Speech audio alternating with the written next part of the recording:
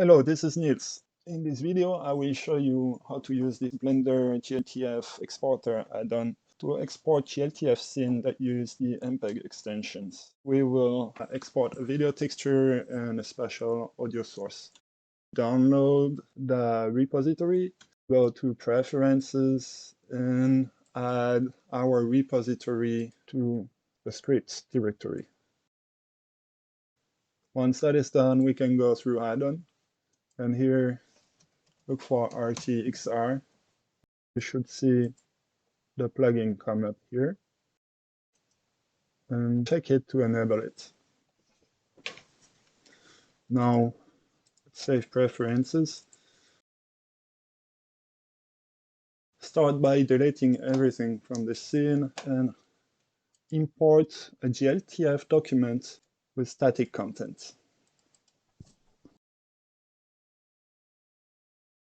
Let's move in the scene. And what we want to do is to add a video texture to this TV screen here. Let's switch to a rendering mode where we can actually preview the video. To add the video texture, we're going to edit the material and change the base color to turn this solid white into an image texture. Select our video file. When we play the preview, we don't see any video being displayed. This is because the first frame of the video is all black, and Blender is currently only using the first frame. We want to tell Blender to use the entire sequence, and for that, I'm just going to give it a very large number, and it automatically adjusts to the maximum size of the sequence. Click the auto refresh checkbox here, and now it's working. Finally, make sure that the frame rate here in the output settings for your scene is matching your video frame rate.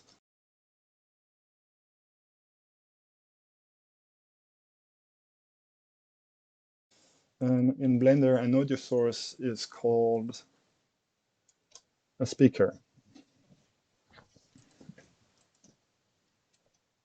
Now that we have a speaker, we need to give it a media source. The audio source is set up, and we can change its distance parameters. The distance parameters controls basically the audio volume of an audio source as a function of the distance of a listener from that source. There are three parameters that are exported. The first one will be the reference distance. That is the distance at which the volume is 100%.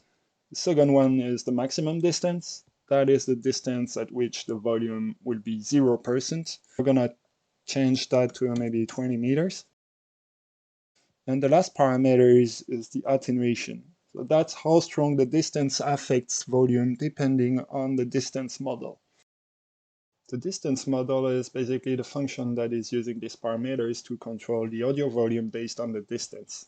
And there are four functions, four models that we can use: non-inverse, linear, and exponential. So now we have the texture, the audio source, and we are ready to export our glTF document. So here we want to use glTF separate to export separate glTF binary and textures. Check this remember export settings to make sure that next time you open this panel, all these options will be the same. Make sure that you select exactly what you want to export, and probably you want to include the cameras and punctual lights in your scene, if any. And right there at the bottom come the MPEG extension settings. These are the settings specific to our add-on. We can enable or disable anytime at export and disable a specific extension. Finally, we select the directory and we just click export. Our glTF document has been exported. Finally, in the Unity Player project, we can select the main scene, the glTF scene viewer, and configure the default glTF source URI. So that URI is very useful to run the preview within the editor When we run the player on the command line as a standalone application, we can pass this URI through the glTF command line flag. Let's run the preview. And here it is. The scene is now playing.